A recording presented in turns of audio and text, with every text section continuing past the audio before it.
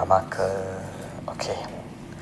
Jadi seterusnya Syekh Daud Al-Fatani rahimahullahu taala akan sebut sedikit biodata berkaitan dengan sahibul mazhab Imam Asy-Syafi'i rahimahullahu taala. Qala al-musannif rahimahullah wa nafa'ana bihi wa bi'ulumihi wa asrari fid dharain amin ya rabbal alamin. Maka aku sebutkan setengah daripada manaqib. Setengah daripada manaqib. Manaqib ni kita panggil sebagai sebutan-sebutan baik ataupun kita panggil biodata dan pujian-pujian ulama terhadap seseorang itu.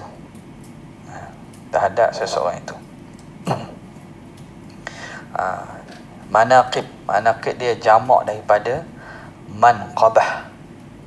Jadi antara perkara yang boleh menambahkan al-tharwah al-lughawiyah, kita punya vocabulary, kita carilah. Kita dengar manaqib itu jamak pada manqabah. Manqabah tu apa dia? Ialah puji-pujian dan sifat-sifat terpuji. Ma'urifa bihi minal khisal wal akhlaq al-hamidah. Sesuatu yang dikenali daripada ciri-ciri dan peribadi murni yang ada tentang seorang. Kita boleh sebutkan sebagai ringkas lah. Kita kata manaqib ni akan sebutlah berkaitan sejarah ringkas tentang seseorang itu. Radhiyallahu anhu, moga Allah redha daripada beliau. Tujuan sebut kenapa? Kerana mengambil tabarruk. Mengambil tabarruk. Apa makna ambil tabarruk? Tabarruk atau apa makna tabarruk? Ambil berkat. Mengambil berkat. Jadi nak ambil berkat, sebut nama pun cerita tentang ulama ni ambil berkat ke? Iyalah, ambil berkat. Kerana disebutkan wa bi dzikris salihin tatanazzalu rahmat. Dengan kita menyebut sirah-sirah nama-nama orang yang soleh ini akan turunnya rahmat. Dia turun rahmat. Kenapa turun rahmat? Kerana bila kita sebut nama orang alim ini, apa kita disunatkan buat? Kita disuruh untuk taraddi, radhiyallahu anhum. Kita disuruh tarahhum, rahimahullah. Kita suruh untuk berdoa. Jadi doa seseorang, doa'u syakhsin wara'a akhihi. Seseorang berdoa di belakang seseorang itu ketika seorang tak ada, itu mustajabah. Doa yang mustajab ialah seorang yang berdoa kepada sahabat dia, sesama orang Islam di belakang. Doa dia tak ada depan. Maknanya kita doa dengan cara ikhlas. Itu antara disebut waktu-waktu ataupun doa yang mustajab. Maka bila kita doa kepada orang-orang yang mempunyai kedudukan di sisi Allah, tentu Allah Ta'ala akan beri balasan. Allah Ta'ala akan beri balasan. Jadi orang yang berdoa tu akan dapat seumpama apa yang didoakan kepada orang lain. Okey. Maka itu bila sebut orang-orang soleh, para ulama, para awliya akan dapat berkah. Sebab itu Syekh Daud rahimahullahu taala nak sebut ambil keberkatan menyebut nama Imam Syafi'i ini dan menyebut kelebihan-kelebihan beliau kerana mengharapkan dapat berkat daripada sebutan-sebutan baik tersebut. Okay. Jadi iaitu siapa dia tu? Habrul ummah. Habru al-ummah. Habru ni makna kita kata lautan ataupun pendeta bagi umat ini. Makna alimuha, orang yang alim. Dan kadang-kadang dibaca juga dengan kasrahat, hibrul ummah, sebagai tinta dakwat. Sebab apa? Kerana dia ni orang yang kerana tinta ni, dakwat ni ialah alat kepada ilmu kan. Dia kenayah kepada ilmu, itu dakwat. Jadi habrul ummah pun dipanggil, hibrul ummah pun dipanggil. Dan ia sultanu a'immah, raja para imam. Siapa nama dia? Namanya Muhammad. Kunyahnya Abu Abdullah. Kunyah apa makna kunyah? Apa dia kunyah? Dan lakok? Lakok gelaran juga kunyah. Apa beza dia? Bukan. Ni benda-benda asal awak dengar tapi awak tak ambil. Habis saya dengar dah kunyah kan? Kunyah tu apa kunyah?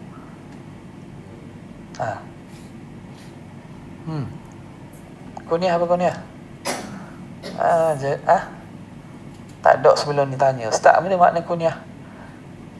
Ada tak orang sini baru pertama kali dengar kalimah kunyah? Kunyatun. Wasman ata wasman ata wa kunyata wa laqaba wa akhiran da'in hu siwahu sahiba. Ibn Malik sebut. Kunyah bisa dengar dah kunyah kan? Apa kunyah? Ni. Geng-geng tak laki ni mana ni? Tunjuk orang lain pula betul. Kunyah ma sudira bi abin wa kalimah gelaran yang dimulakan dengan Abu ataupun Abu Abdullah, Abu Ahmad, Ummu Aminah, Ummu Salamah. Itu kunyah. Nak sebut kunyah tu pujian. Pujian dah pujian. Zainuddin pujian kan? Perhiasan agama. Tapi bukan kunyah. Dia hanya laqab. Laqab tu pujian.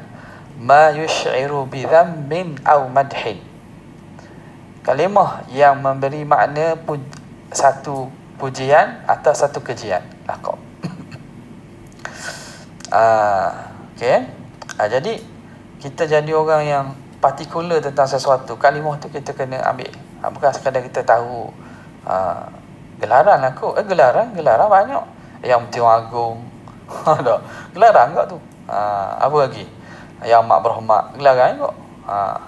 Jadi kategori kunyah ini ataupun kategori gelaran-gelaran pujian ini, kalau dia bermula dengan Abu atau di depan, dipanggil sebagai kunyah. Adapun laqab ialah gelaran yang memberi makna pujian ataupun kejian, macam Zainuddin, Zainal Abidin, apa lagi? Habrul Ummah. Ada. Kunyahnya Abu Abdullah anak Idris. Jadi Muhammad bin Idris lah.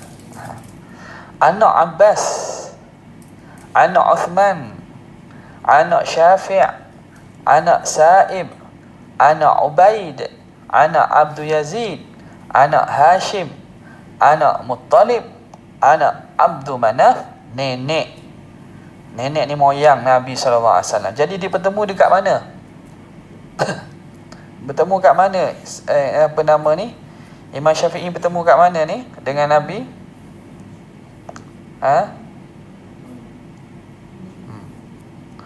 Bertemu kat Abdul Muttalib. Cuba tengok awak kena tahulah imam awak. Tengok ni. Jadi dia bertemu bukan pada sini kita ada nama apa seorang. Tu baik Piers Morgan pula. Okey. Anak Hashim. Hashim ni bukan moyang Nabi Hashim yang pada sanad ataupun susu galo Imam Syafi'i ni bukan moyang Nabi. Dia moyang yang sama ialah pada Abdul Manaf. pada Abdul Manaf. Okey. Tak boleh sini. Pada Abdul Manaf. Nampak tak aku? Nampak. Jadi Abdullah ada. Nah ini nampak tak Tak apa nampak tak? Muhammad bin Abdullah bin Abdul Muttalib bin Hashim. Hashim anak Abdul Manaf. Hashim anak Abdul Manaf. Hashim anak Abdul Manaf. Ini Muhammad bin Idris bin Abbas bin Syafi' bin Sa'ib bin Ubaid bin Abdul Yazid bin Hashim bin Muttalib bin Abdul Manaf. Jadi ia bertemu pada Abdul Manaf. Hashim yang ni bukan Hashim dalam keturunan Nabi tu. Jadi dia bertemu pada Abdul Manaf. Maka Nabi ni, bukan Hashim ni Hashim bin Nabi ni, dia Hashim dan Muttalib ni adik-beradik. Hashim dan Muttalib ini adik-beradik, anak pada Abdul Manaf. Nabi belah pada Hashim. Maknanya kalau kita Abdul Manaf, Nabi belah Hashim, dan Imam Syafi'i daripada belah Muttalib. Lepas tu sampai ke bawah lah. Maka orang yang mana Nabi SAW sebut, nahnu wa bani Muttalib syai'un wahid. Kami, Bani Hashim dan Bani Muttalib ni satu. Sebab apa? Bani Muttalib dan Bani Hashim ni dikira sebagai Ahlul Bait dalam masalah zakat. Jadi Nabi dan Bani Muttalib, Nabi daripada Hashimi. Imam Syafi'i daripada Muttalibi. Jadi anak beranak Abdul Manaf ni ada 4 orang. Ada 4 orang. Okey. Bani Abdul Manaf ada 4 orang.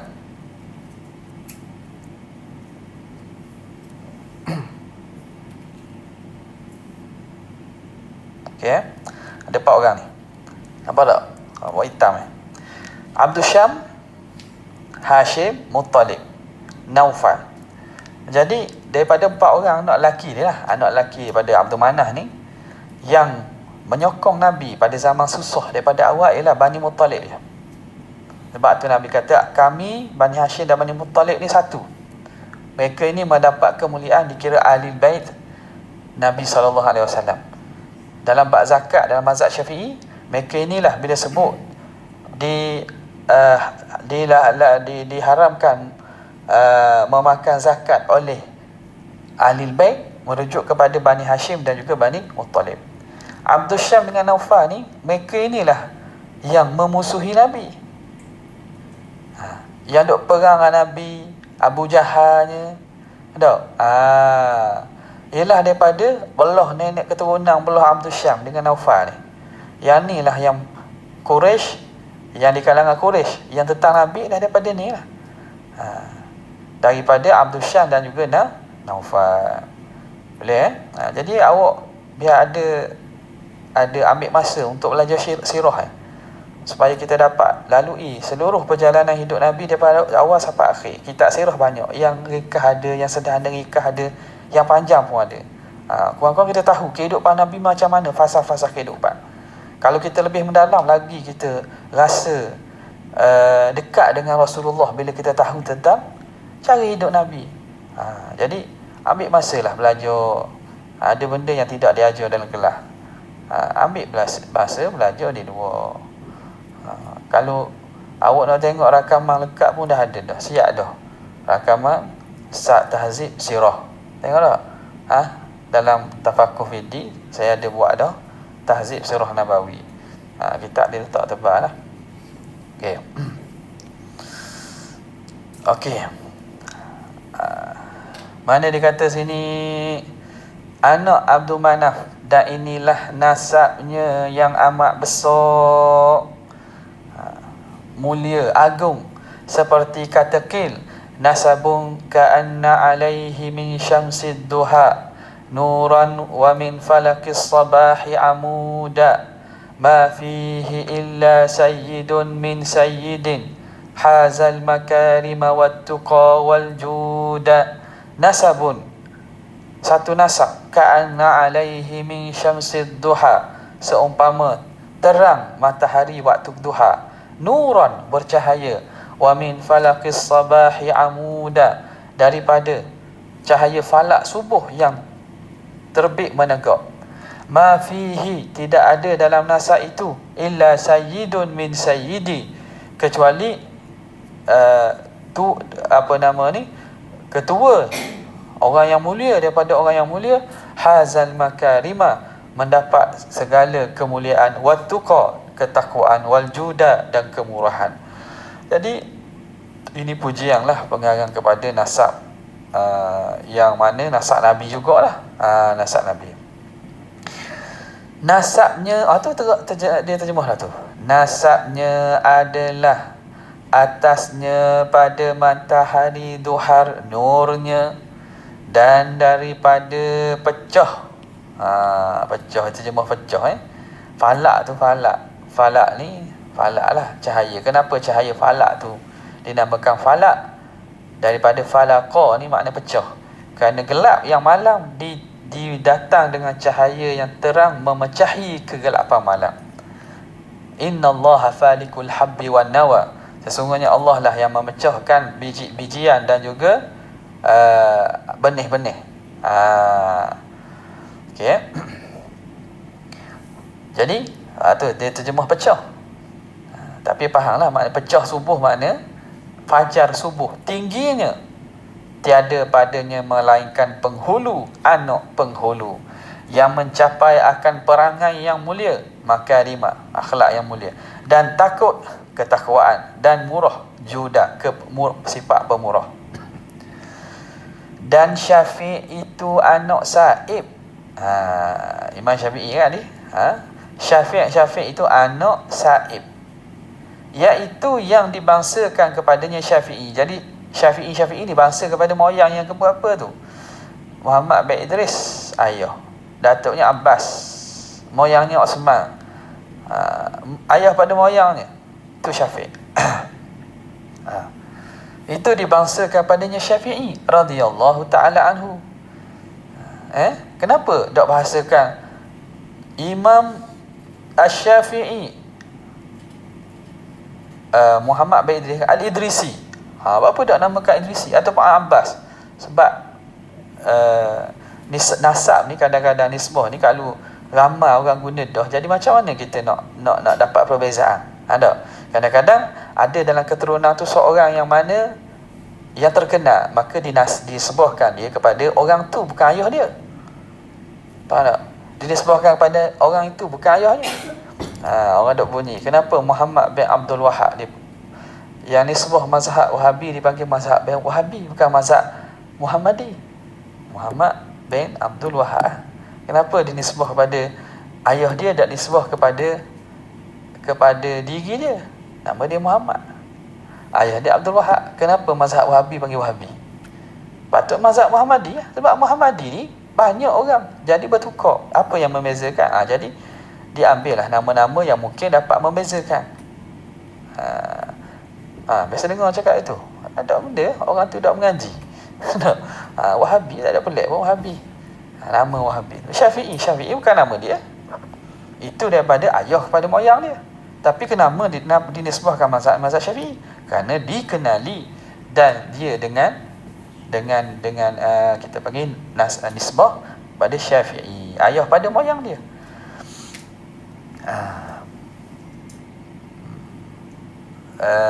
Okey. Ia berjumpa akan Nabi SAW padahal ia tengah mudanya. Siapa ni?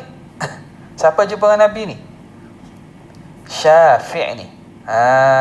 Ayah pada moyang dia ni berjumpa dengan Nabi padahal ia tengah mudanya, waktu muda lagi lah.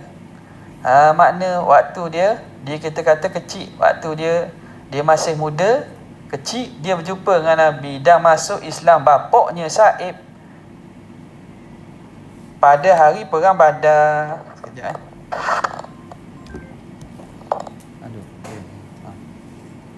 ada gelas sampai pukul 9.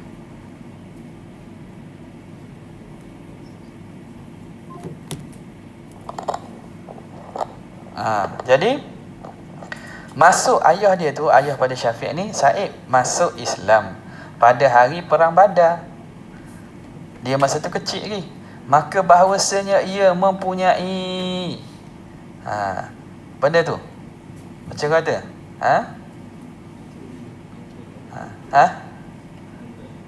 Tunggul. Dia mempunyai tunggul Bani Hashim. Panji.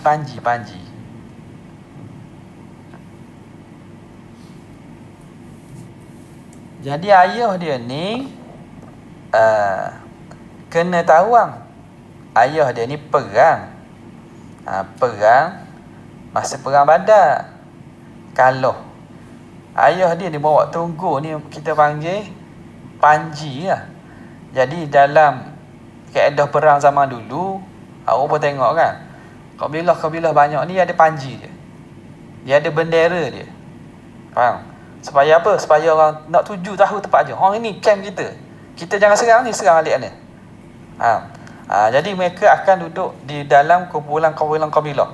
Jadi yang bawa panji tu, biasanya orang-orang ketua lah, orang-orang yang hebat lah, yang dia beri tugas tu. Jadi Sa'ib ini dia bawa panji Bani Hashim. Maka ditawan ia di dalam perhimpunan orang yang kena tawang. Jadi dia kena tawang. Okey. Kena tawang. Kalau kena tawang dan ia menasabkan dirinya dengan Islam, maka kemudian Islam ia bukan salah menasab, menebus. Kadang-kadang salah, tengok sikit, dalam sikit, salah baca. Menebus, tebuh dirinya dengan Islam. Kemudian Islam dia, jadi dia masuk Islam lah, maka dia pun jadi Islam dan baik Islamnya. Dan begitulah keturunan dia, anak dia Syafiq ini, dia ialah daripada nisbah Imam Syafi'i rahimahullahu ta'ala. Okey. Dan diperanakkan Syafi'i radhiyallahu ta'ala anhu mana tu? Diperanakkan Syafi'i radhiyallahu ta'ala anhu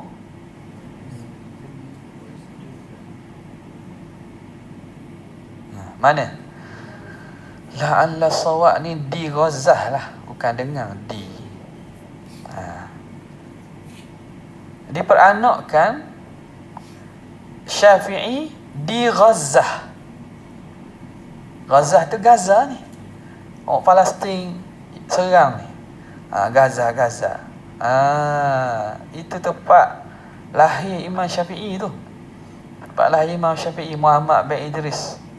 Moga Allah Ta'ala tolong para mujahidin dan orang Islam di Gaza, dan semoga kalahkan Yahudi dengan sehabis-habisnya. Gaza lahir di situ. Yang ada ia tempat mati Hashim, nenek Nabi.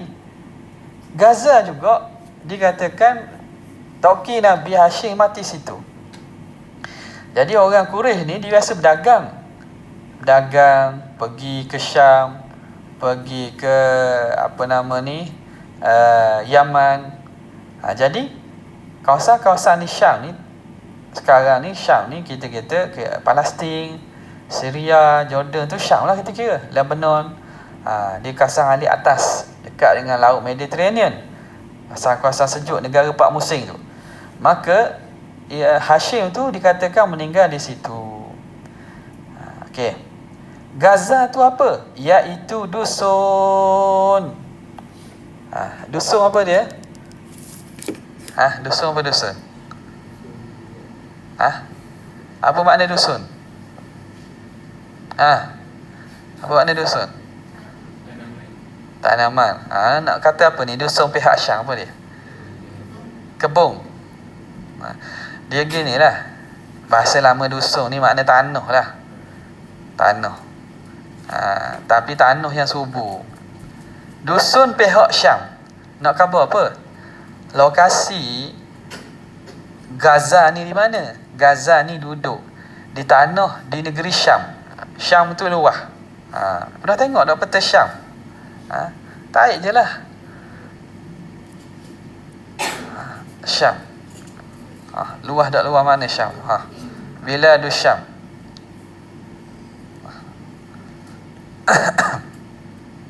Ada.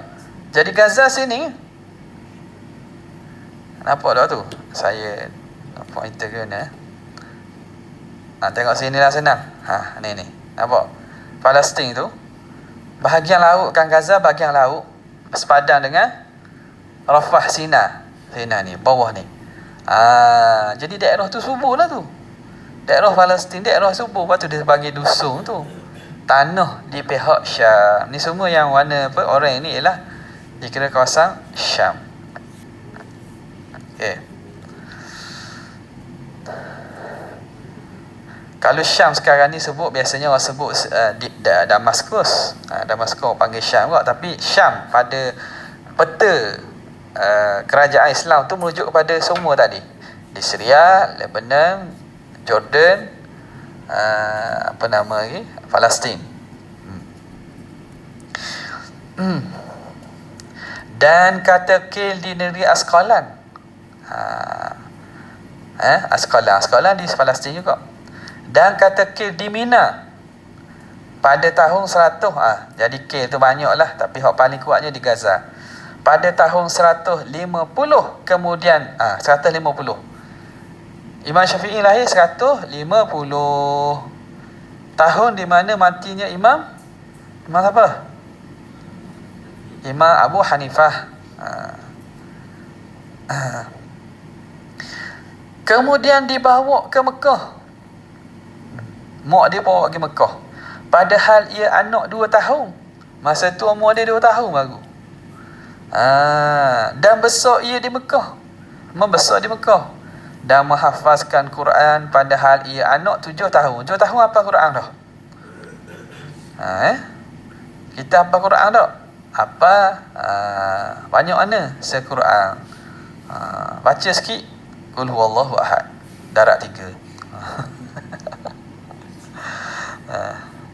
Jadi Imam Syafi'i menghafal Al-Quran padahal ia anak 7 tahun, umur 7 tahun. Dan hafaz kitab Muwatta'.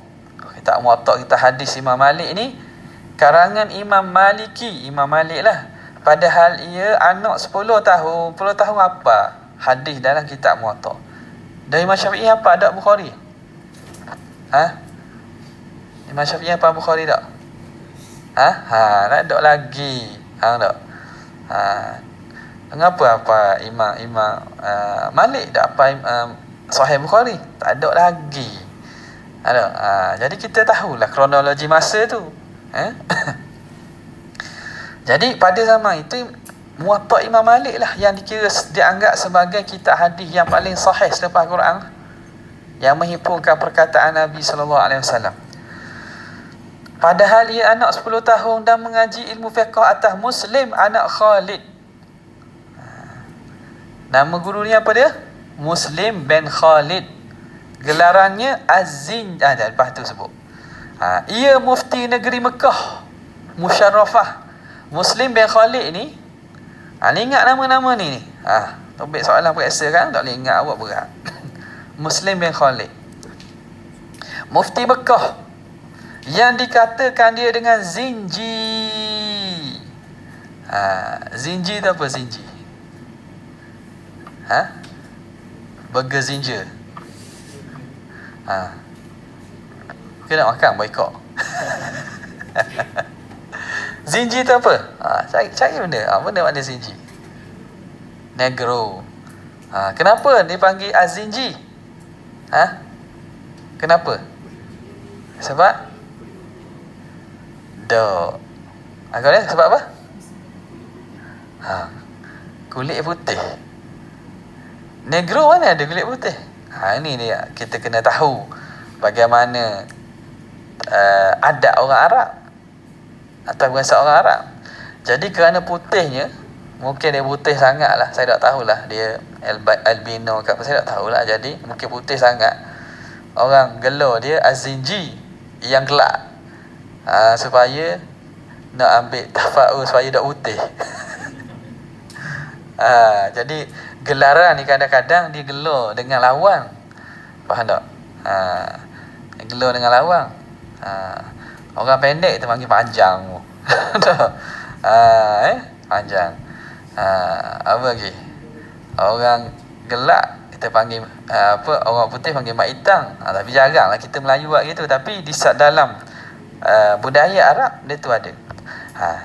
Dikatakan dia dengan zinji sebab sangat kelabu warnanya. Ni juga terjemah zinji oleh Syekh Daud lah. Tapi dalam sirah yang kita baca tarajim, kerana sebab zinji tu kerana dia terlampau putih, jadi dinakobkan dan digelo dengan lawang bagi sifat itu.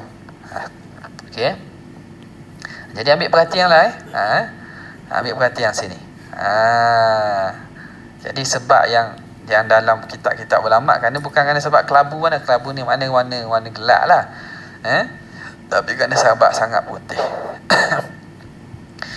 Dan mengizin ia akan dia. Jadi Tok Guru dia ni beri izin pada Imam Syafi'i pada iftar. Boleh beri fatwa, padahal adalah umur Syafi'i 15 tahun. 15 tahun bagi fatwa dah. Kalau orang nak mari tanya soalan, pergi tanya Syafi'i lah. Tok Guru tak ada tanya Syafi'i lah. Akan tanya ikut dam. Tak. Serta bahawasanya jadi itu Imam Syafi'i mazhab apa? Tanya Imam Syafi'i mazhab apa? Imam Syafi'i masa tu mazhab apa?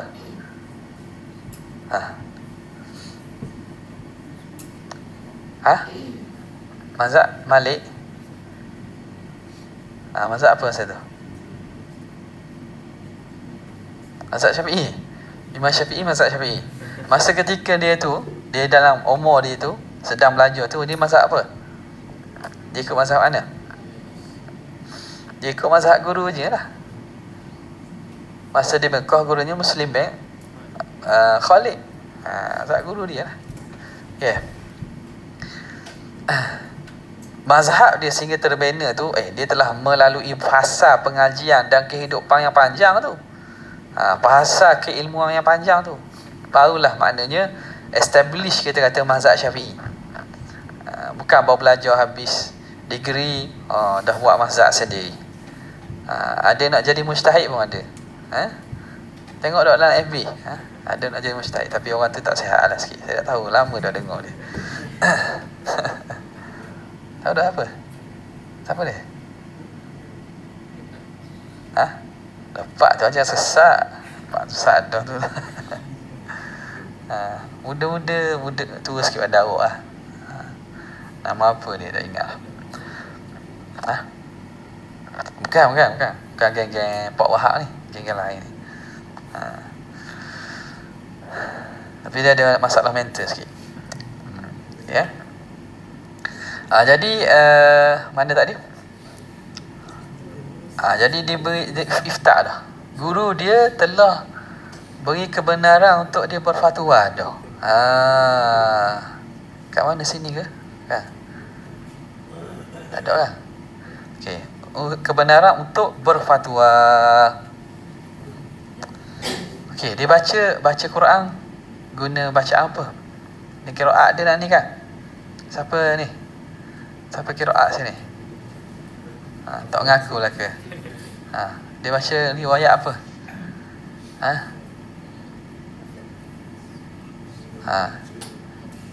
Warsh ke apa? Riwayat apa dia baca? Nak baca Quran dia baca riwayat apa? Apa dia?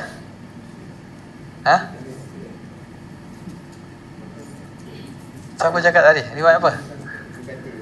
Ibnu Katsir. Riwayat Ibnu Katsir.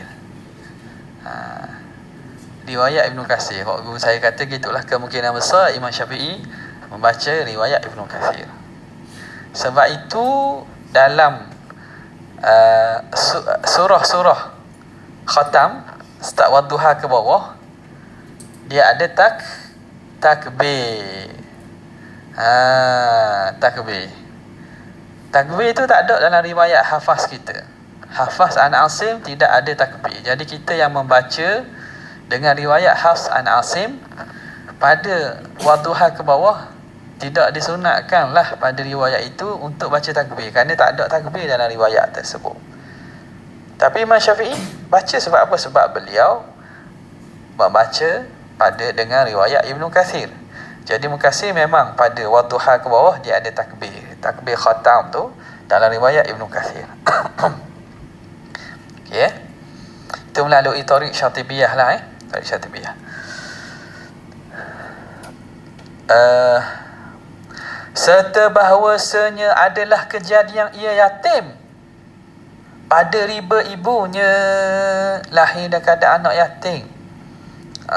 Jadi dia ni kecil, dia dalam keadaan anak yatim, di dalam picik daripada kehidupannya. Picik tu apa dia? Sempit. Picik. Picik ni sempit sempit. Dan picik apa dia? Kelakuannya, kehidupan dan kelakuannya, susah kehidupan dia, picik kehidupan dia. Kena tanya, cuba tanya sikit. Orang kat luar tu, kelas dia buku apa? Kelas dia di mana dan buku apa? Saya takut kita ambil kelas dia gini. Keluar lah tanya. Kedok lagi kelas atas Dan adalah ia pada kecilnya banyak duduk hadir majlis ulama'.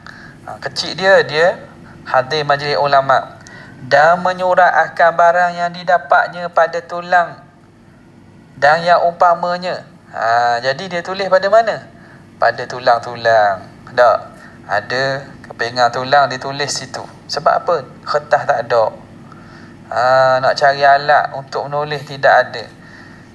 Dan yang umpamanya seperti tulang lah, kulit-kulit dan seumpamanya, hingga memenuh daripadanya akan tempat duduknya. Jadi kerana benda ni tulis, bukan zaman kertas, zaman ni nipis, besar.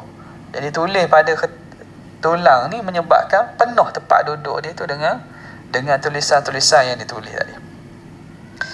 Kemudian berpindah ia kepada Imam Malik di Madinah Al-Munawwarah. Kemudian dia pun pergi ke Madinah pula.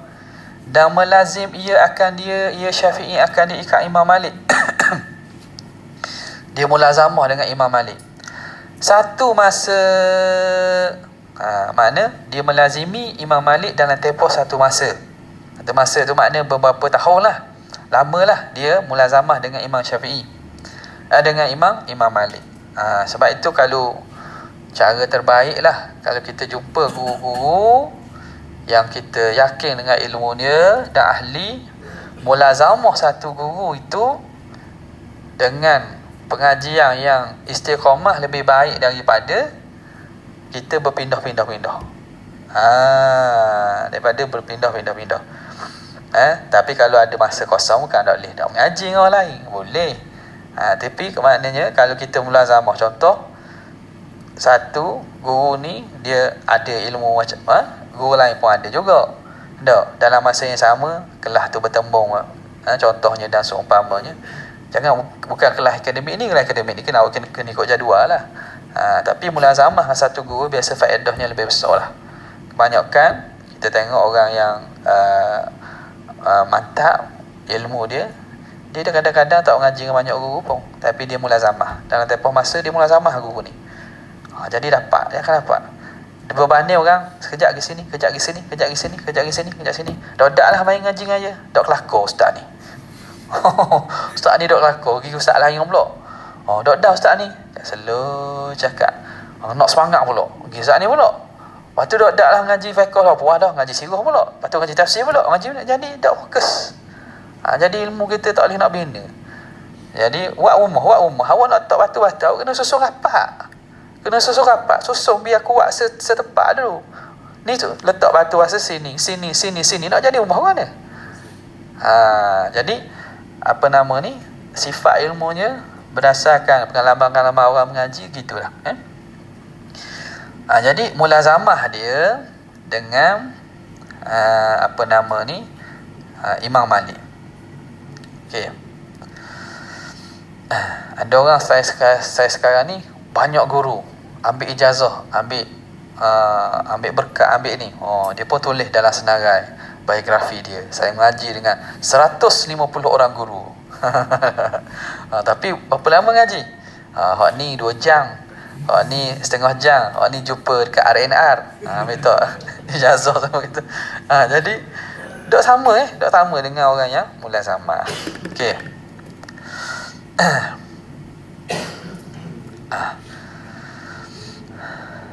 Kemudian datang ia ke Baghdad tahun 195. 195. 195 umur berapa tahun? 150. 195. Jadi 45 tahun. Maka berhenti ia dengan dia. Berhenti ia dengan dia makna ada kelas. Berhenti ia dengan dia. Dia pun menetaplah. Menetap 2 tahun. Berhenti ia dengan dia dengan Baghdad tadi. 2 tahun. Maka berhimpun atasnya segala ulama'nya. Bila pergi Baghdad, ulama' mari tupu mengaji. Ingat dengan Imam Syafi'i. Okey. Antaranya Imam Ahmad bin Hanbal.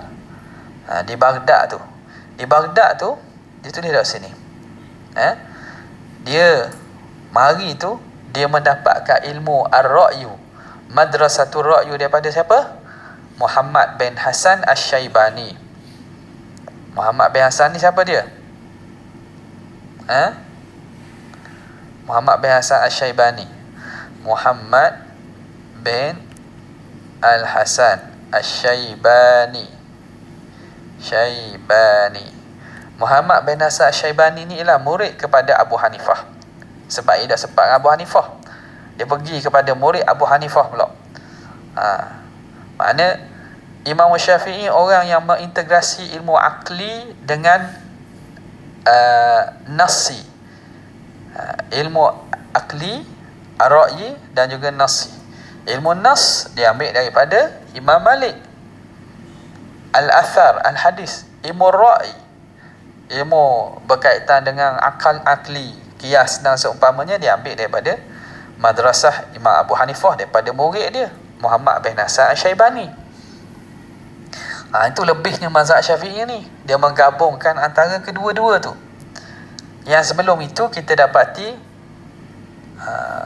sini tak ada madkhal tak, pengenalan madkhal dalam subjek apa? Saya tak pasti, tak ada lah madkhal ila ilmu syariah Islamiyah, pengenalan pada syariah Islam. Mungkin syariah mungkin ada kot, ataupun sejarah mazhab Islam ke macam mana. Sebelum Imam Syafi'i datang, 2 kelompok ini memang kita kata saling-saling tu makna menghentam salah satu dengan lain lah, iaitu madrasatu ahli hadis. Kumpulan yang mana mereka ini menumpukan pada hadis di Madinah dan juga di Hijaz. Dan madrasatul ra'yi, yang mana dikenali mazhab Abu Hanifah dengan mazhab ahli ra'yi yang duduknya di Baghdad. Kerana apa? Kerana metod pemahaman kepada agama itu berbeza. Golongan ini lebih menyebelahi kepada konsep logik dan akli. Golongan sana kerana mereka hampir dengan hadis-hadis, mereka lebih cenderung kepada mengambil hadis secara zahir. Sehinggalah datang Imam Syafi'i, dia menggabungkan, mengintegrasikan antara dua ni, antara an-nas dan juga al-aql. Maka kerana itulah mazhab Syafi'i ni mazhab yang kita kata mengikut Quran dan hadis, dan dia tidak mengenepikan pemahaman dan juga cara pemikiran yang logik, yang mantik bagi pemahaman nas dan hadis tu. Okay. Jadi awak kena rasa bersyukurlah daripada awak ikut mazhab entah apa-apa. Kita mengikut Quran dan hadis, kita tak ikut mazhab ulama. kerana ulama tidak maksum katanya. Kita mengikut mazhab Quran dan hadis kerana Quran hadis saja yang dijamin oleh Allah dan Nabi akan kekal selama-lamanya. Imam Syafi'i boleh tersalah, tapi Rasulullah dan Al-Quran tidak akan tersalah. Oh, sedap dia baca buah. Masyarakat pengau, ya, betul lah. Memang betul dia kata tu. Siapa kata Imam Syafi'i maksum? Tak ada. Imam Syafi'i dah kata dia maksum. Jika kamu dapati pandanganku menyalahi Quran dan hadis, fadribuhu ala ardil haid, lepa dia di dinding, maknanya capakkan pandanganku. Imam Syafi'i sendiri. Tapi itu kata-kata yang cuba menutup kejahilan dan juga kebatilan yang di belakangnya. Nak ikut Quran hadis dengan pemahaman otak dia. Dah mazhab Syafi'i dah ikut Quran hadis. Mazhab Syafi'i ikut apa? Ikut Bible, ikut Taurat. Ikut benda, ikut Quran hadis juga. Tapi bila dicanang dan diwar-warkan dalam masyarakat begitu, kadang-kadang orang tak sempat tu, amanya masyarakat awam yang tidak ada asas dalam pemahaman Islam secara holistik, dia terima lah. Oh, bagus ni, tak ada dah mazhab negeri ni bagus ni, mazhab lain Syafi'i, negeri ni ikut Syafi'i, negeri ni bagus ikut Quran hadis. Jadi kita nikah kat negeri dia. Senang poligami senang lah tu. Contoh lah. Jadi kita ikut Quran hadis dengan fahaman kepala otak dia. Mana molek dengan kita ikut Quran hadis dengan fahaman Imam Syafi'i, dengan fahaman Imam Ahmad, dengan fahaman Imam Hanafi, dengan fahaman Imam Maliki. Sebab itu setengah pada mereka yang ada keinsafan sikit, dia pun kadang-kadang sekarang ni mengakulah, dak, kami mengikut mazhab Ahmad. Padahal kalau betul mazhab Ahmadnya, maknanya kena ikutlah mazhab Ahmad betul-betul. Tapi dia ikut fahaman yang dibawa oleh Ibn Taymiyah, golongan-golongan yang mana pandangan-pandangan mereka setengahnya menyalahi pandangan ulama mazhab. Okey. Kat mana tadi? Jadi kita dalam mazhab Syafi'i, kita kena rasa kita izzah. Kenapa? Kita mengikut faham Al-Quran dan hadis dengan kefahaman yang diiktiraf, dengan orang yang kita yakin credibility dalam bidang ilmu. Bukan kita ikut suka-suka je. Tak. Okay? Jadi bila kita tahu gitu, kita tak akan senang-senanglah terpengaruh dengan dakwah-dakwah yang tak betul ni. Mana tadi? Segala ulama marilah bertumpu pada Imam Syafi'i, dan kembali kebanyakan daripada mereka itu daripada mazhab mereka itu yang ada mereka itu atas mazhab tadi. Oh, jadi mari hok mengaji dengan Imam Syafi'i ni. Hok mengaji Imam Syafi'i ni banyak di kalangan mereka kembali. Kembali makna rujuk lah. Faham rujuk? Roja'ah ni kembali kan. Rujuk ni makna undur balik, tarik balik daripada mazhab asal mereka. Bila Imam Syafi'i mari, dia bawa ilmu Madinah ke kawasan ahli ra'yi. Jadi kebanyakan mereka dengar dah hadis-hadis yang sebelum ni mereka tak dengar. Mereka terpaksa guna kias, guna ra'yun untuk berijtihad. Bila tahu ada hadis, mereka pun tarik balik, mereka pun kembali ke pergilah dia ikut pada mazhab Syafi'i. Mana yang ada mereka itu atasnya kepada mazhab Imam Syafi'i lah. Mazhab Imam Syafi'i. Dan mengarang ia padanya. Imam Syafi'i mengarang kitabnya ataupun karangannya di Baghdad itu yang qadim, mazhab qadim. Jadi mazhab Imam Syafi'i di Baghdad yang mula-mula itu dipanggil sebagai mazhab qadim, yakni yang dikatakan qaul qadim. Sebab itu kalau kita lihat pandangan mazhab qadim ni kadang-kadang sama dengan pandangan Imam Ahmad bin Hanbal. Sebab Imam Ahmad bin Hanbal di Baghdad, jadi dia mengaji dengan Imam Syafi'i. Jadi pandangan mazhab qadim, mazhab Syafi'i kita kadang-kadang ada persamaan dengan mazhab Imam Ahmad. Kemudian kembali ia ke Mekah. Maka berhenti ia dengan dia satu masa. Lepas tu dia pergi balik Mekah dan duduk di sana dalam satu tempoh masa. Kemudian kembali pula ke Baghdad. Lepas tu balik mula Baghdad tahun 198.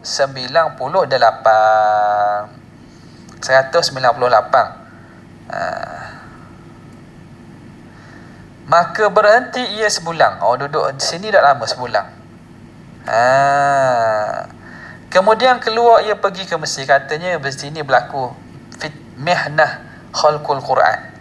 Masa sinilah berlaku fitnah tentang masalah Quran ni makhluk ke tidak. Jadi masa duduk Baghdad tu duduk lama. Kan di situ ialah ulama-ulama yang tidak menyebelahi pandangan Mu'tazilah, yang mana ketika itu Mu'tazilah menguasai pemerintahan kerajaan. Jadi menyebabkan Imam Syafi'i terancam lah. Ada ulama yang dipenjara, yang diseksa, yang dibunuh, kerana sebab tak ikut mazhab kerajaan ni. Maka tak duduk lama beliau. Kemudian keluar ia pergi ke Mesir.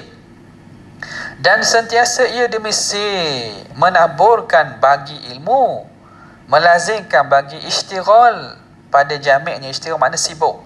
Sibuk pada jamiknya yang atik. Jamik tu apa? Jamik masjid dia. Masjid tua dia, masjid lama. Hingga kepada bahawa mengena akan dia pukul yang sangat. Jadi Mesir ni masa tu mazhab apa? Mazhab Maliki. Mesir masa tu mazhab Maliki. Jadi dalam sirahnya, satu hari dia keluar daripada masjid, pentaksub mazhab Maliki mari pukul Imam Syafi'i. Boleh bayar lah, pukul ulama, pukul Tok Mufti, pukul orang alim. Tapi makna krisis perbalahan zaman tu memang berat jugalah. Pukul je. Jadi lepas keluar masjid tu, orang daripada yang tak sepandangan, katanya daripada mazhab Maliki lah. Kerana situ tu dia mari situ menjadi ancaman kepada mazhab di situ. Menjadi ancaman kepada mazhab di situ. Jadi orang tak suka lah. Terutamanya golongan-golongan bawah ni lah. Kalau bahas sekarang ni netizen lah. Mereka ni golongan netizen. Jadi Tok Guru ada benda pun kadang. Tapi kerana nampak semakin ramai ikut Syafi'i, tak ramai ikut mazhab kita, jadi menyebabkan berlaku fitnah gitu. Jadi hingga kepada bahawa mengena akan dia pukul yang sangat bagi sakit.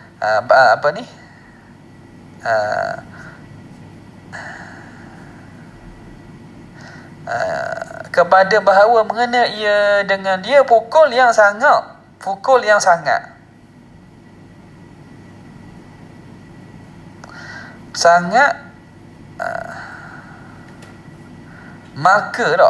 maka sakit dengan sebabnya beberapa hari.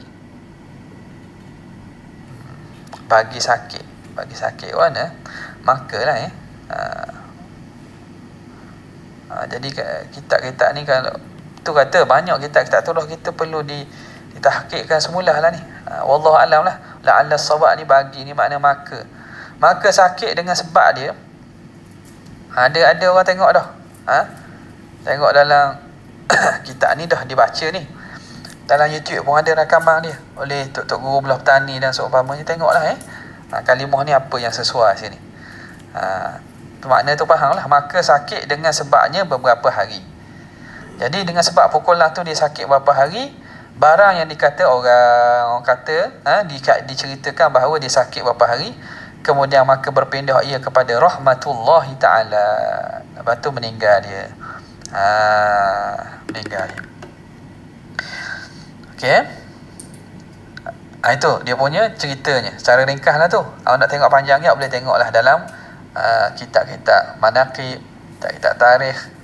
Ada ulama buat kitab Imam Syafi'i tu. Diceritakan tentang hikayat hidup Imam Syafi'i. Banyak yang kita boleh belajar. Macam mana dia dengan Imam Ahmad. Cerita yang biasa kita dengar kan. Hormatnya kepada Imam Ahmad, kepada dia. macam mana dia dengan Imam Malik, macam mana dia berdebat dengan golongan-golongan sesat zaman dia. Itu menarik tu.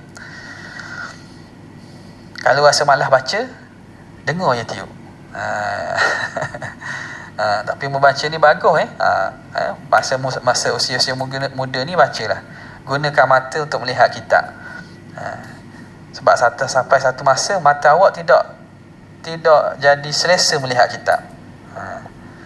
Jadi masa yang kita rasa mata kita ni masih kuat, masih boleh menumpukan kepada satu kertas ataupun paparan bacaan kitab, tumpukan situ. Okey. Dan iaitu Qutubul Wujud. Pada masanya kutub ni biasanya gelaran kewalian lah. Qutubul Wujud, kutub, wali kutub. Qutubul Wujud Dan orang kata beliau lah juga mujaddid pada kurun tersebut. Jadi maknanya ini puji-pujian lah kepada Imam Syafi'i. Dia sebagai kutub, wali kutub ni wali besar lah. Wali besar yang mana yang ada tak ramai tak. Wali kutub, Qutubul Wujud pada masanya. Bila meninggal itu? Pada hari Jumaat penghabisan bulan Rejab pada tahun 204 dan ditanam pada Qarafah. Qarafah tu apa? Qarafah tu nama tempat di Mesir. Sekarang ni kubur Imam Syafi'i situlah. Nama tempat tu Qarafah. Kemudian daripada sembahyang asar, tanam situ pada hari matinya, pada hari dia meninggal. Jadi ada pergi Mesir dah sini? Ada tak ada pergi Mesir lagi? Ada yang ada kesempatan pergi Mesir sini? Ada? Jadi makam Imam Syafi'i ni dah diindahkan lah. Dulu pun dalam masjid dia, Masjid Imam Syafi'i. Di sebelah kubur Imam Syafi'i itu ialah kubur Syekhul Islam Syekh Zakaria Al-Ansari yang kita sebut sebelum ni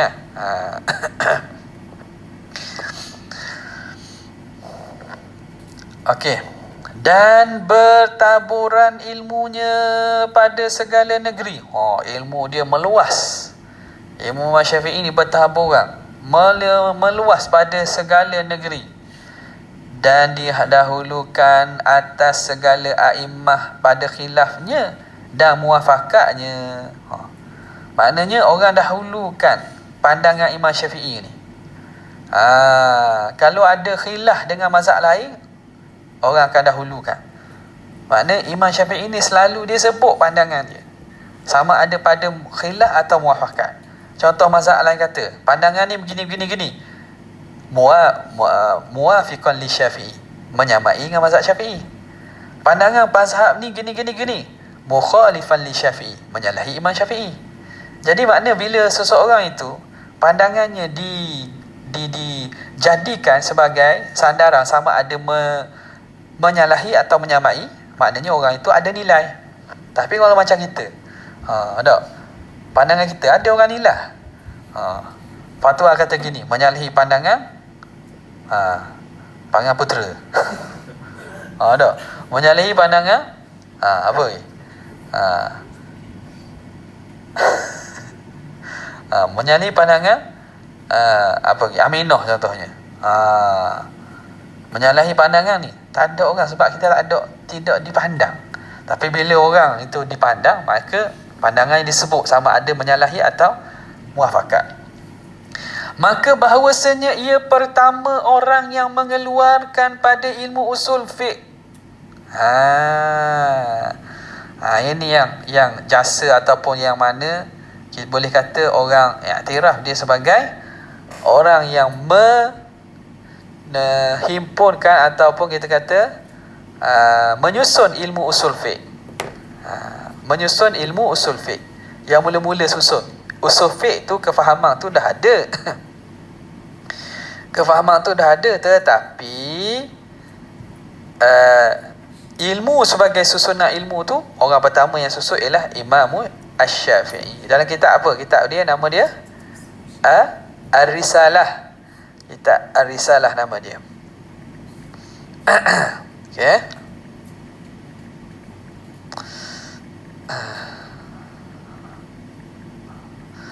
Kemudian kata pengarang rahimahullah, dan pertama orang yang mentakrir ni menghuraikan nasikh hadis dan mansuhnya. Nasikh mansuh ni,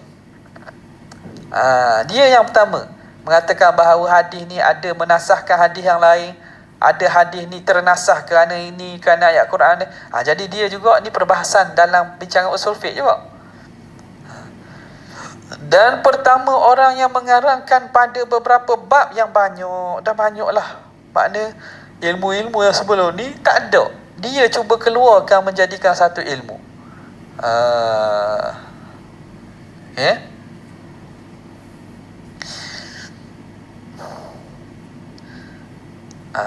Mengarang beberapa bab yang banyak pada fiqh. Sama kat fiqh. Fiqh ni, ilmu fiqh dah ada zaman dahulu. Dah ada Imam Hanafi, yang sebelum tu dah ada. Imam-imam mazhab lain ada. Tapi Imam Syafi'i, dia boleh masalah fiqh tu, dia ada masalah-masalah baru yang dia buat. Dan dia buat bab khusus tentang masalah tersebut. Nampak? Makna menunjukkan orang yang bukan sekadar dia bijak, tapi dia orang yang cerdik dan juga kita kata intelijen. Dia boleh hasilkan satu benda yang orang tak pernah bincang. Dia boleh buat perbincangan dalam fiqh. Dan atasnya ditanggungkan hadis yang masyhur. Atas Imam Syafi'i inilah hadis Nabi SAW, sabda Nabi SAW, alimu Quraisyin yamla'u tibaqal ardi ilma. Alimu Quraisyin, akan ada seorang alim Quraisy. Saya baca terjemah lalu lah. Alim Quraisy itu memenuh akan bumi, akan muka bumi ilmunya. Yamla'u tibaqal ard, akan memenuhi pelusuk bumi ilmu dia ni. Jadi orang kata, siapakah ilmu yang mana ataupun ilmu dia tersebar seluruh dunia? Siapa? Orang cari bahawa tak ada lain lah kecuali kena kepada Imam Syafi'i. Okay. Dan berkata ia radhiyallahu ta'ala anhu, bagi Rabi', Imam Syafi'i beritahu kepada Rabi' Al-Muradi, murid dia lah, engkaulah yang meriwayatkan segala kitabku. Jadi ini perawi mazhab Imam Syafi'i ni, ataupun yang murid dia ramai. Antara murid yang Imam Syafi'i sebut je lah yang akan riwayatkan kitab Imam Syafi'i lah murid Rabi' Al-Muradi. Maka hidup ia kemudian daripadanya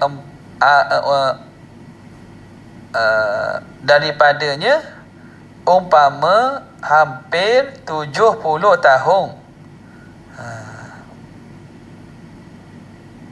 Okey, mana Rabi' ni hidup ia kemudian daripadanya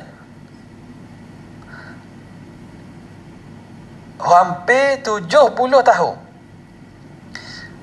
hingga jadilah kenderaan yang datang kepadanya daripada tiap-tiap negeri. Jadi kenderaan, kenderaan maksudnya ramai orang mari dalam kenderaan, makna kafilah datang mencari murid Imam Syafi'i Rabi' Al-Muradi ni, daripada tiap-tiap negeri, kerana loba mendengar kutub Asy-Syafi'i, kerana nak dengar kitab Imam Syafi'i dan perkataan Imam Syafi'i. Dan serta yang demikian berkata ia, dalam keadaan demikian pun Imam Syafi'i dihormati dan kedudukan tinggi, Imam Syafi'i masih kata apa? Berkata ia, kasih aku bahawa segala manusia mengambil ilmu mereka itu daripadaku, dengan ketiadaan dibangsakan kepadaku daripadanya suatu. Tapi tawaduk Imam Syafi'i, dia kata, kalulah orang ambil ilmu padaku, ambil lah. dan tak payah bangsakan ilmu tu padaku. Tak payah kata qala Syafi'i, tak payah kata ni. Makna tawaduknya dia suka orang nak belajar, kata belajarlah tanpa dia disuahkan pada aku pun tak ada masalah, kata. Tak kata perkataan Imam Syafi'i kata ni, tak. Kata sebab apa? Perkataan Imam Syafi'i ni akan jadi hukum syarak lah. Jadi dia kata tak kisahlah, aku lebih suka orang tak bangsakan pandanganku kepadaku. Menunjukkan ikhlas dia. Kita tak orang nak suruh kod perkataan, kita dalam mana-mana. Tapi memang dari segi amanah ilmiah kita kena buat gitulah. Kita tak boleh lah ambil tulisan, buat penulisan akademik, kita pun salin perkataan, kita tidak sandar pada tuan. Itu salah lah. Dari segi kita kita yang menukilkan, salah kita. Tapi pada orang tu, tawaduknya Imam Syafi'i ni, dia kata kalau orang tak sandar pun, kata aku lebih suka. Dan adalah radhiyallahu ta'ala anhu, sangat mustajab doanya. Imam Syafi'i ni sangat mustajab doanya. Doa mustajab. Tahu tak macam mana dapat doa mustajab? Nak dapat doa mustajab mana? Apa dia? Nak dapat doa mustajab macam mana?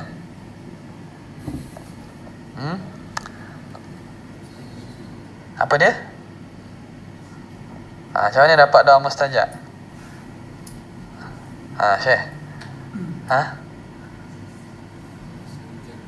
Apa dia? Masa hujan. Macam mana dapat doa mustajab? Pergi tempat mustajab. Tempat mustajab payah lah pula. Mana? Makan halal tu. Jaga makan. Jaga makan. Jaga makan. Makan, jagalah makan kita.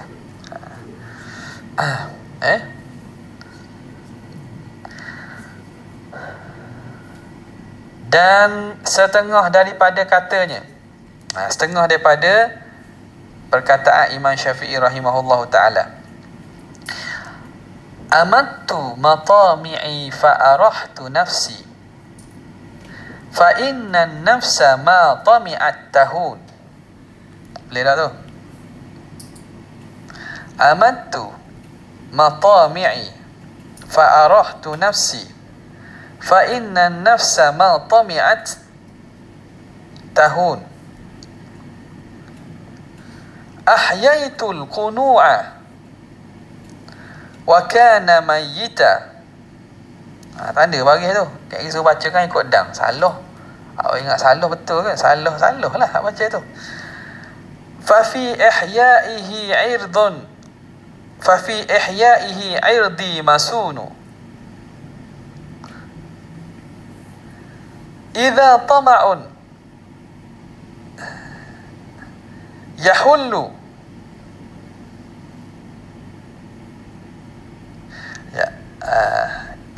ahalla yahillu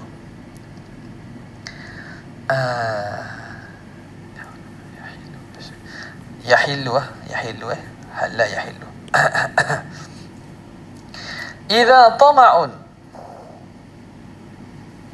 yahillu biqalbi 'abdin alathu mahanatun wa alahu hunu.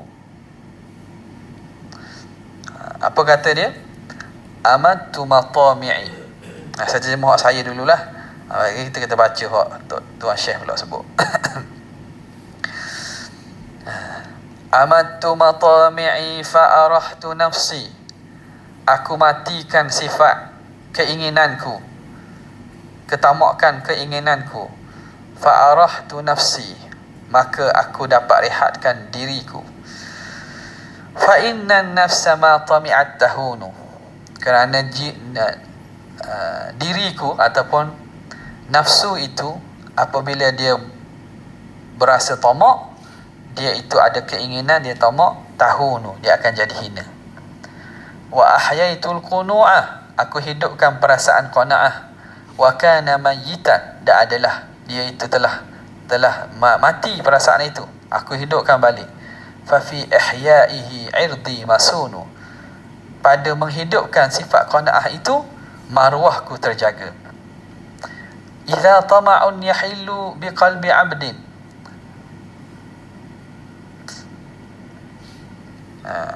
sekejap saya nak cek bagi halla yahillu. Ni antara benda yang kita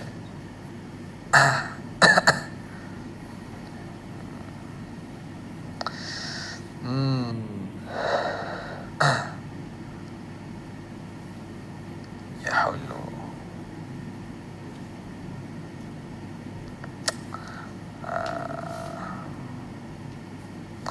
Apabila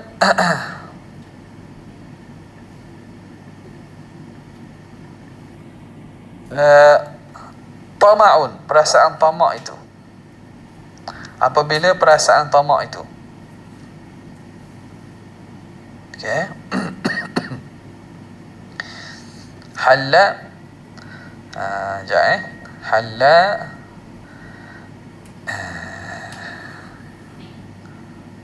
yahullu, halla yahillu,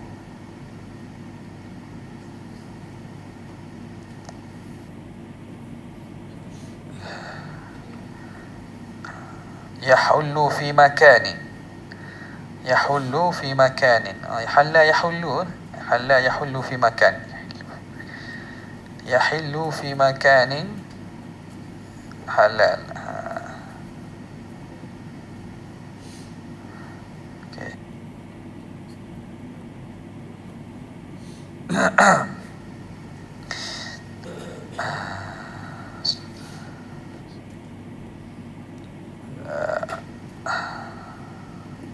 Halla yahillu dengan makna halal.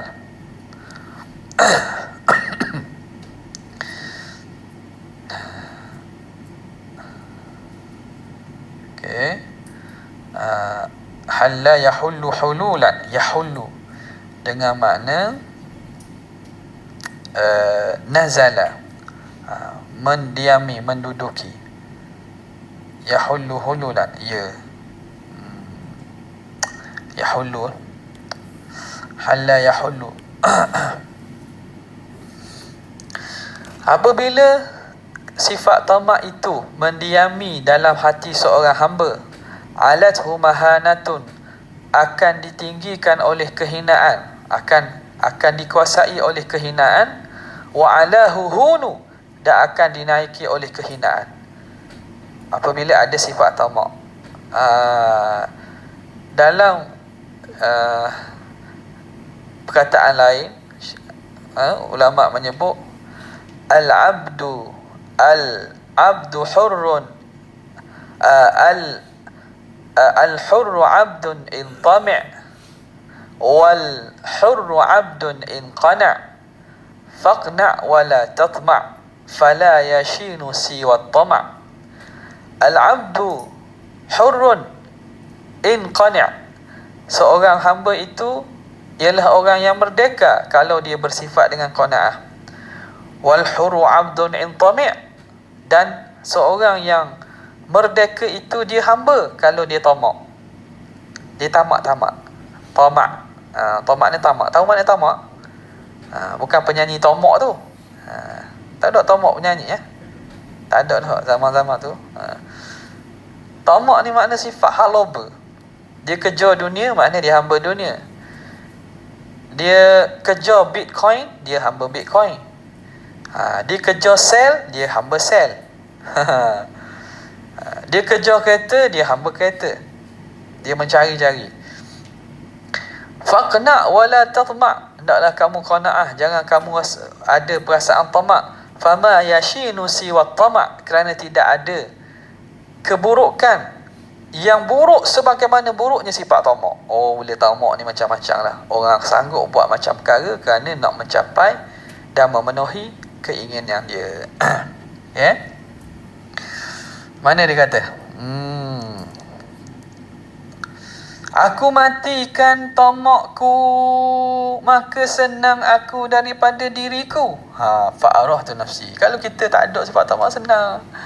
Tak? Orang duduk kejar dunia, kita tak ada apa. Senang. Orang tu susah lah. Kita tidak mencari perkara-perkara yang menyukahkan kita, jadi kita akan tenang. Orang kaya susah. Sebab apa? Lepas kaya kena cari tempat simpan harta. Kalau tempat simpan harta tidak boleh dijaga sendiri, kena cari orang yang jaganya, security. Nampak tak?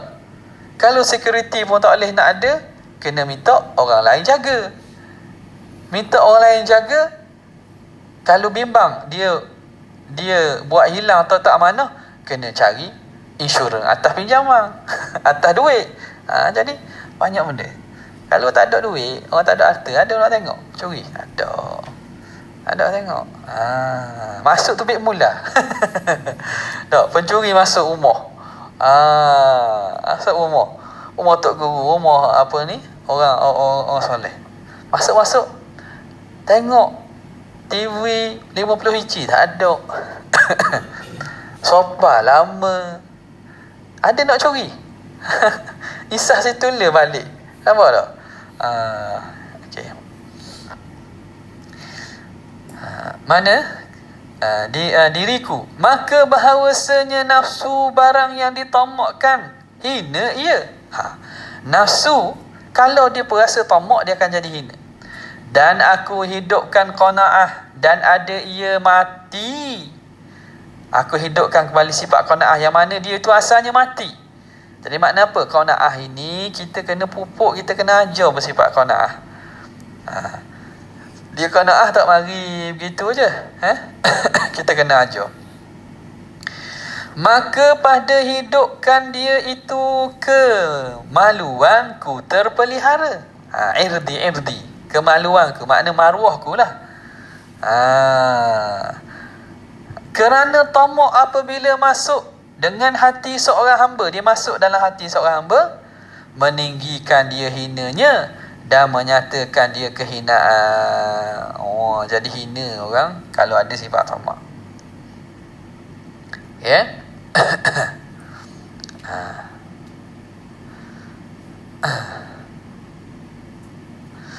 Jadi apa nama ni? Itu perkataan Imam Syafi'i. Betul lah, betul dia kata tu kan. Apa yang dia kata tu betul. Dan lagi katanya pula lagi kata Imam Syafi'i rahimahullahu ta'ala,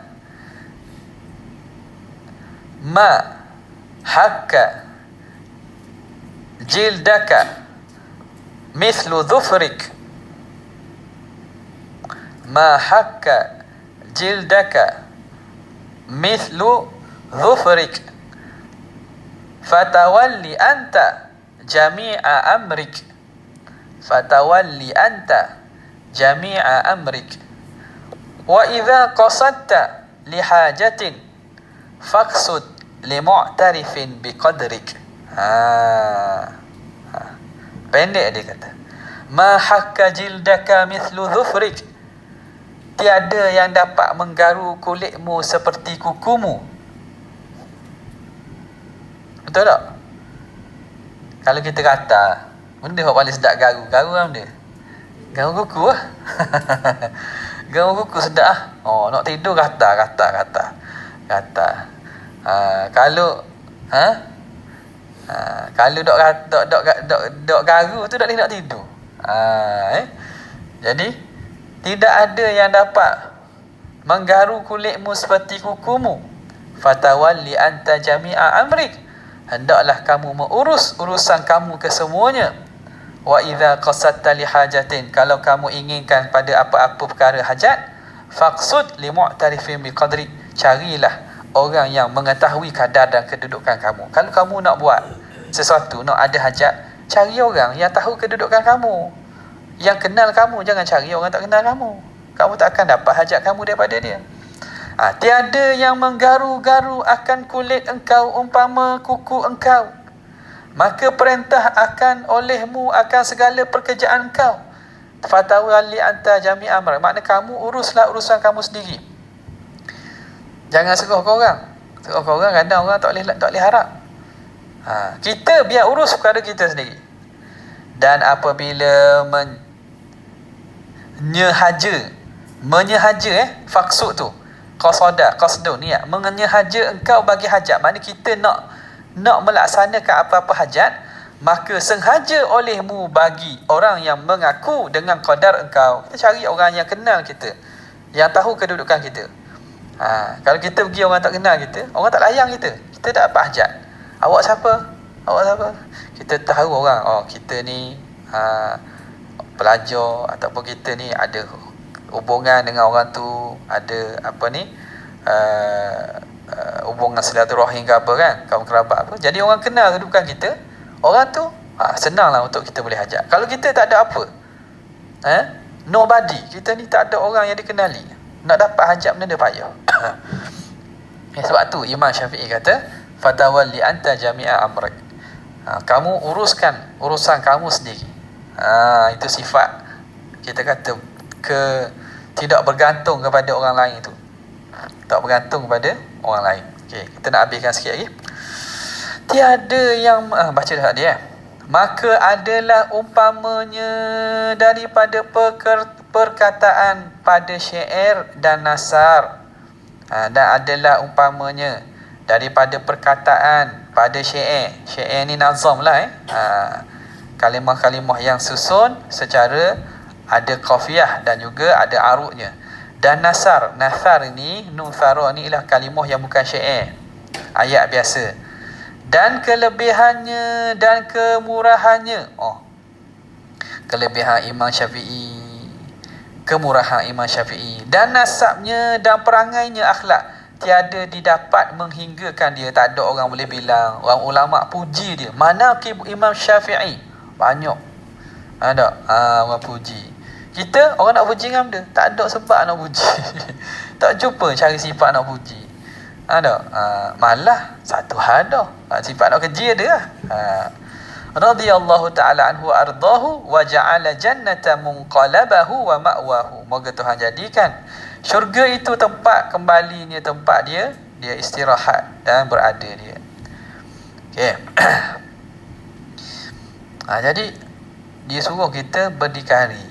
Suruh kita, kalau cari orang pun, cari orang yang kenal kedudukan kita. Cari kawan yang boleh bantu kita, bukan kawan yang makan kita atau kawan yang lipat kita.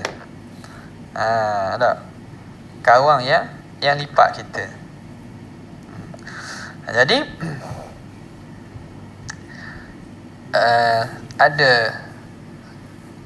mana tu, saya ada sini dah.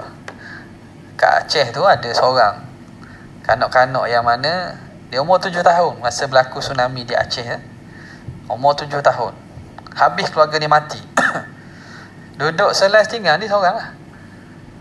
Jadi bila Turki masuk dekat kawasan dia tu, dia buat rumah seorang. Orang anjuk lah duduk sekali ni, tak tahu. Dia nak duduk seorang daripada umur 7 tahun.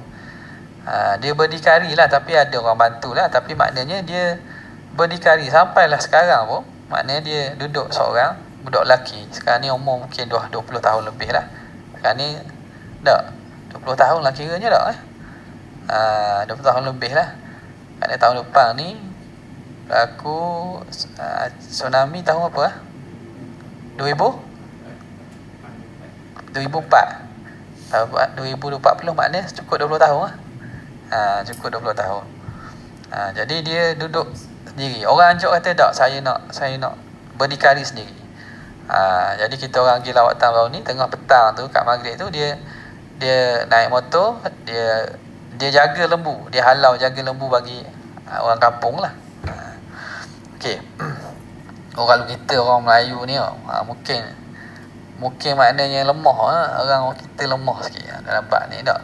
Tapi dia orang semangat kuat. Darah-darah pahlawan ni. Kita 7 tahun tak boleh buat benda. 7 tahun tengah tu isap buting ni.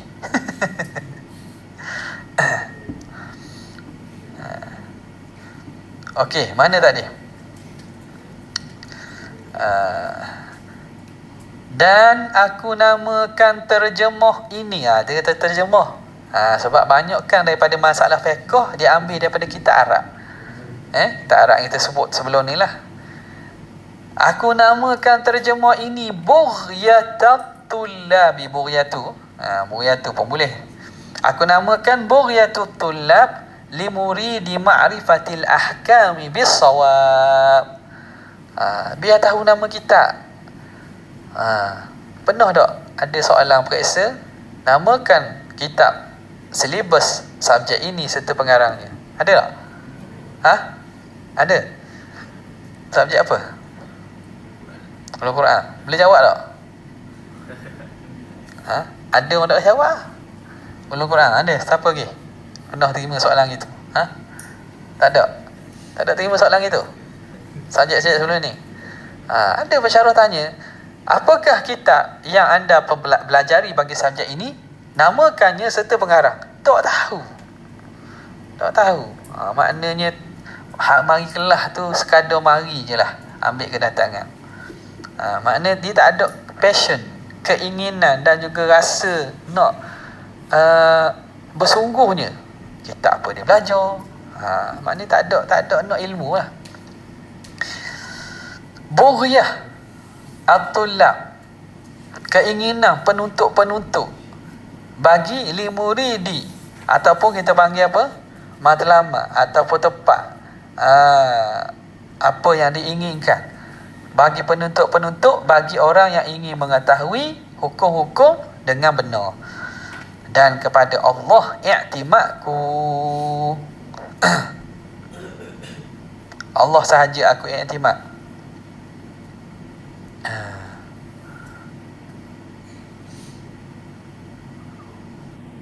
Betul? Benda tu. I'timadku dan meilhamkan. Meilhamkan sawab. Dah minta kepada Allah sajalah.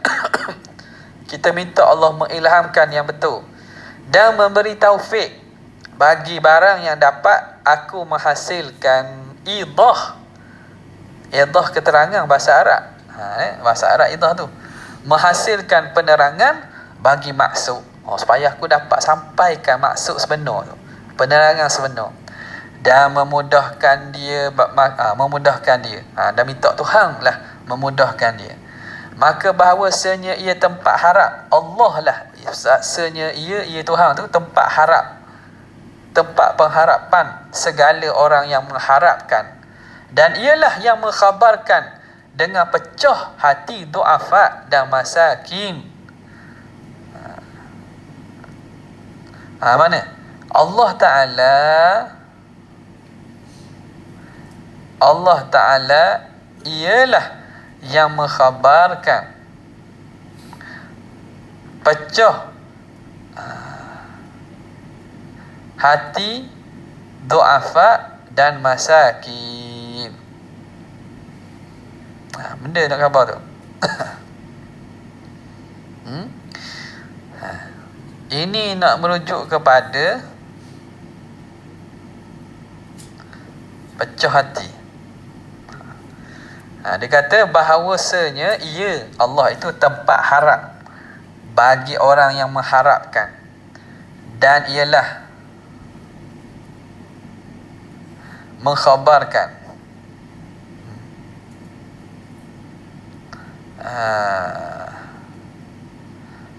dan mengkhabarkan dan ialah yang mengkhabarkan pecah hati du'afa dan masakin.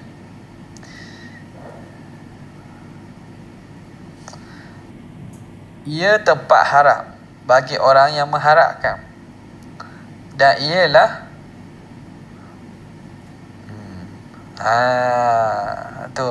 itu sebab itu kita kena tu ni. Nak baca guna tu. Menjabarkan.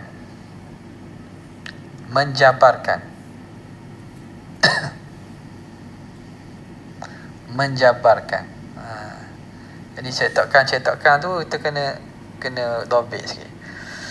Dan ialah yang menjabarkan Jabar ni Allahumma ya jabir kasrina, Tuhan yang menampalkan pecah-pecah kami dan juga kelukaan kami. Ya jabir kasrina, Tuhan yang menyembuhkan luka-luka dan patah-patah kami. Maksud apa ni? Dialah yang menjabarkan. Allah lah yang menyembuhkan, menampalkan. Jabirah dalam fiqh dia kan. Jabirah wal asaib kan. Balutan. Jadi siapa pecah hati orang duafa, orang-orang lemah, wal masakin, orang miskin. Makna mereka ini susah. Allah yang menjabarkan, Tuhan yang menampung dia, Tuhan yang membaikkan, menampungkan dan mengubat perasaan hati-hati, pecah-pecah hati orang-orang yang lemah-lemah dan orang miskin. Dan aku pohonkan kepada Allah Ta'ala yang halim. Minta daripada Tuhan yang maha haluh, maha lembut. Lagi Ghaffar, lagi maha pengampun. Minta apa? Mengampunkan daripada dosaku dan daripada kekasihku. Siapa kasih dia? Awet dia ke? Orang yang dikasihi lah. Kekasihku makna orang dikasihi. Anak dia, keluarga dia, sahabat dia, murid dia. Dan daripada kekasihku, kerana bahawasanya ia Allah atas barang yang dikehendakinya amat kuasa. Tuhan amat kuasa. Tuhan boleh musnahkan Namrud dengan seekor nyamuk saja. Allah boleh musnahkan Yahudi dengan banyak cara. Allah Ta'ala boleh musnahkan alam ni dengan sekejap saja. Dan dengan pinta segala hambanya. Kuasa dengan pinta, permintaan lah. Pinta tu permintaan segala hambanya. Amat memperkenan, dia sangat memperkenankan permintaan hambanya. Wa huwa hasbi, dialah yang mencukupkan bagiku. Wa ni'mal wakil, dan sebaik-baik tempat pengharapan. Wala haula wala quwata illa billahil aliyyil azim.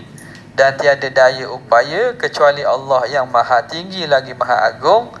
Inilah ketika masukku pada maksud. Inilah sampai dah pada maksud kita ini, iaitu penerangan tentang hukum-hukum fiqh. Kitabut Taharah. Masuk kitab Taharah. Wallahu ta'ala a'la wa a'lam.